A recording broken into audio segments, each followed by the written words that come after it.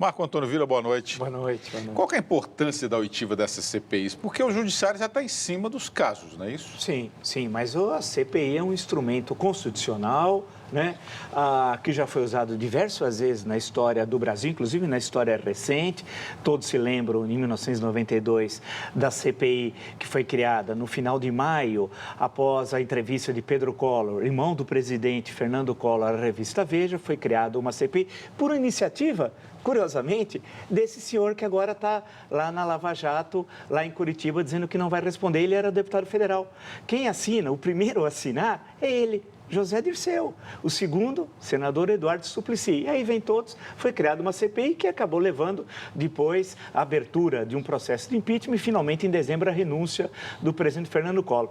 No caso específico aí da CPI da Petrobras, o Congresso está cumprindo suas atribuições, portanto, não há nenhum problema. No caso é a Câmara dos Deputados. O direito ao silêncio é um direito absolutamente constitucional.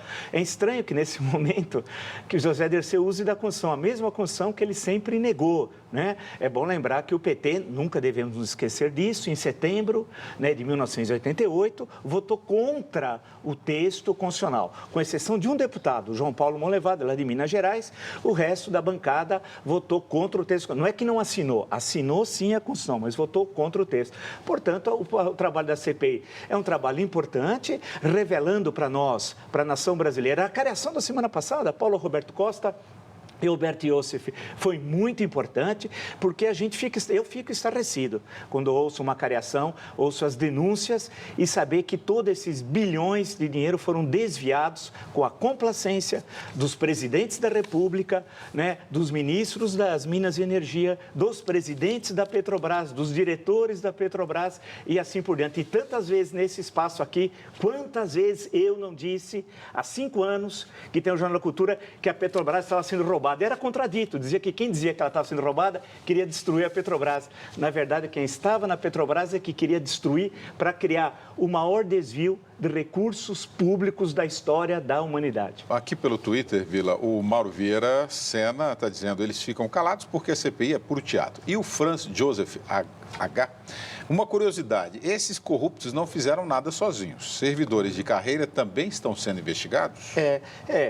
Primeiro... Tem um acordo entre... Você acha que há esse acordo com os servidores de carreira? Olha, é uma questão... Acho que são das duas questões, William. Primeiro, a CPI não é teatro. CPI é um instrumento da democracia, uma conquista histórica do parlamento brasileiro. Então, primeiro ponto. E não é de hoje que temos CPIs. Várias constituições, por exemplo, a de 1946 consagra a CPI, etc., né? E a de 1988, a melhor Constituição da história brasileira, que tem seus defeitos, mas é a melhor, está muito claro quais são as atribuições da CPI. Portanto, é um instrumento do parlamento, um instrumento democrático, não é teatro tal, né? Ponto 2, com relação à questão de quem deveria ser o investigado, realmente tem razão. Imagina o seguinte, é impossível você fazer um pagamento, muitas vezes, de 5 vezes o valor de mercado, de 10 vezes o valor de mercado, por um produto, por uma sonda, por um navio, por uma refinaria, sem que haja uma estrutura hierárquica dentro da Petrobras, do presidente, diretores, gerentes, até chega lá embaixo na hora do pagamento.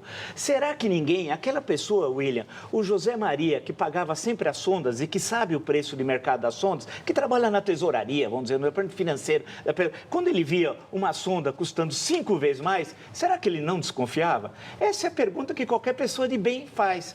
Ou seja, ainda tem de haver, não houve até um momento, nenhuma investigação no interior da Petrobras para estudar melhor essa questão. É impossível você pagar 5 vezes ou 10 vezes o preço de mercado e ninguém do interior da empresa, excetuando os gerentes, diretores e o presidente, tenham conhecimento. Isso é uma bobagem, a gente sabe que tem muita mais gente envolvida.